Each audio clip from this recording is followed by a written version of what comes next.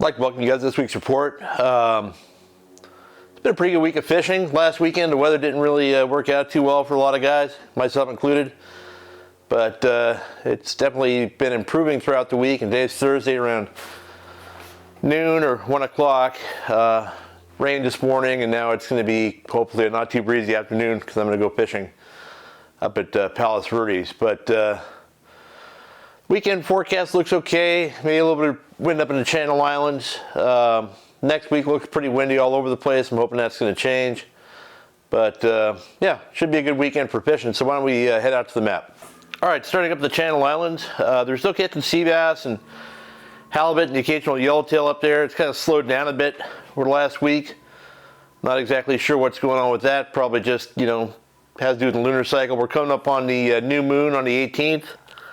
That may help things, or we may have to wait till the full moon again for that bite to kick back off. But they're still catching fish and, catching rockfish and bass and everything else up there as well. So that's plenty of action. You may not get sea bass or yellow, but you can probably have some good fishing if you head up that way. And some bad news, looks like the CJ sank last night. I don't really know what happened yet.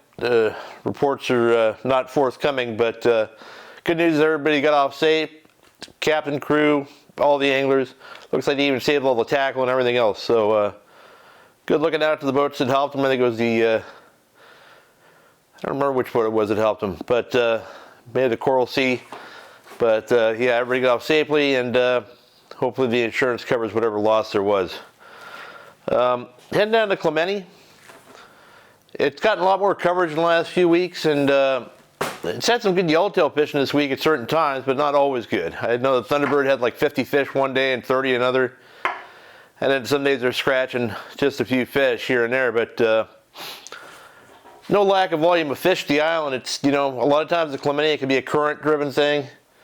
I've been there plenty of days where they slayed the yellows the day before, and then you get over there, you got no current, the current going the wrong direction, those fish just don't bite. So they'll probably, keep hitting and missing here for coming days. So if you're heading out on an overnight trip to Clemente, you probably got to get a chance to catch some yellowtail. Hasn't been a lot of coverage from the bass guys. I know Benny Florentino was over there earlier this week. He had some calicos, but I really haven't heard a lot. I'd imagine that if the weather permits this weekend, might see some of the guys going over there that are the regulars, and we'll find out how they did. But yeah, yellows. I know they're catching rockfish on those overnight trips to fill out the bags, but you got a chance of bass, yellows, everything on your own boat if you head over there. Let's head into Catalina. So Catalina is kind of the same as it was, except there's less sea bass. The sea bass that are there are some really big ones. I know the Pursuit got one that was like 70 pounds earlier this week, and there's a lot of yellows there, but they're small for the most part. Those yellows are biting on the front and the back side of the island. You don't need squid to catch them.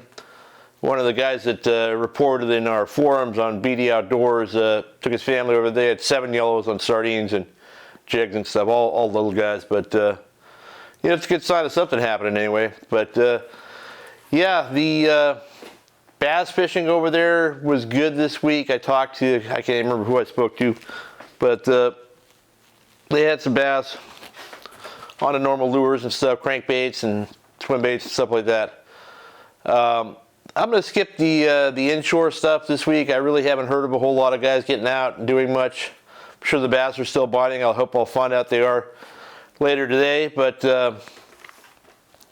let's talk a little bit about offshore fishing. Start up here in U.S. waters. Mitch, who runs the Blackfish out of Newport, little 6-pack charter boat I've talked to you before, he found some fish pretty close to home on Saturday, and sorry about that, and got a 170 pounder on a kite. So he saw a lot of fish up. So I went looking Sunday and decided to make a run out. Plan was to look somewhere between Cat and Clemente, but we launched at Newport, had straight south wind pounding us in the face all the way to Cat, spray the whole way.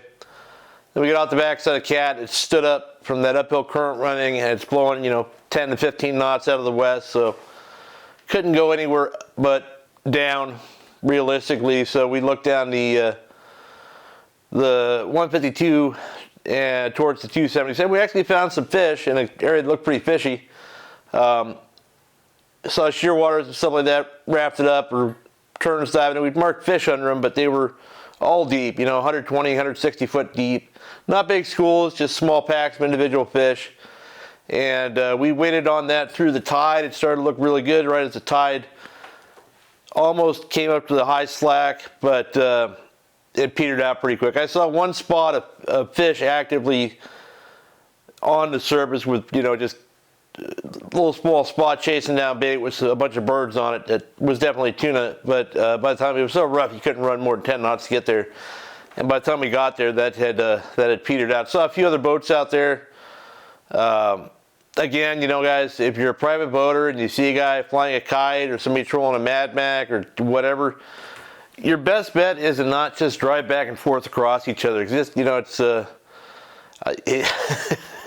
ended up leaving the area because I just got so frustrated by watching what these guys are doing.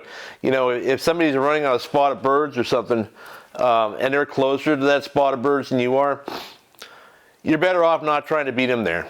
Or if there's a guy trolling through an area, or if a guy who's trolling sees somebody who's actively coming up to cast on something, maybe don't try and troll right across their bow or through the fish the guys run. It's just this constant bad behavior that I see. It's just, I don't think people do it intentionally. I think they don't know any better, but it's just shocking sometimes. But yeah, so like I said, on the way out we got south wind to the face. Once we got out there we got west wind to the face, and then coming home we had a nice ride for about the first 10 miles.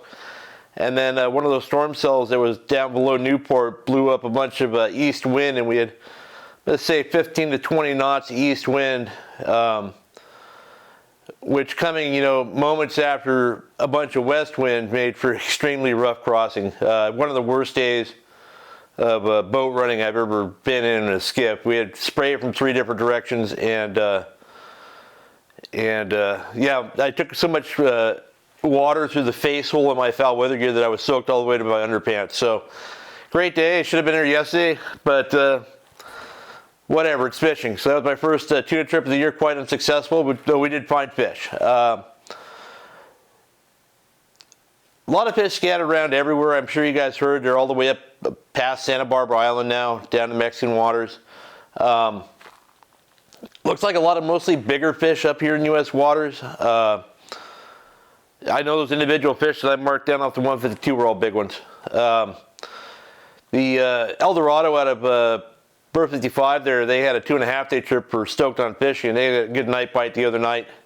And a lot of the boats down in San Diego are all skiing on night bites, and I know there's night bites happening up off the west end of Clemente. There's outside by Santa Barbara Island. I know there's ones down by San Diego doing the same thing, but I have this photo here, which I don't know where I got, somewhere on Facebook, but it really shows you the joys of nighttime fishing. So while it may look exciting to see a deck load of big bluefin caught on knife jigs and stuff, you should keep in mind that what you're not seeing is a lot of that tangles and all the other horrible things that go along with it. But yeah, so the bluefin are biting a little bit during the day now for the 3/4 day or full day boats, they call them, out of San Diego. I know the San Diego today had, I think, 16 fish around noon. All nicer grade ones, not the real giants, but they've been having some good hits now and then, but other days they're not getting any. They're just catching yellowtail, kelp patty yellowtail, and bonita. Those big bonita are just roaming around down there as well. So it's just, if you want to go, just go and hope you get out on a lucky day where they bite. There's no way to plan it out or say, hey, I'm going to go on this lunar cycle or whatever. One day they bite, one day they don't. It's just finding the right school. Same with the boats. One day one boat will find them, next day another one will. And that's just the way it's going to be here for a while, I guess. I don't know. Might improve, might not. Bluefin or bluefin. So hopefully it settles in a bit and we actually have some normal fishing. But yeah, so other than this trip this afternoon, I don't know what I'm going to do this weekend. I might just give the bluefin a rest for now and wait for things to improve a bit. Probably just fish local again and maybe go to Cat and fish bass. But yeah, it should be good weather. And hopefully you guys get out and catch some fish this weekend.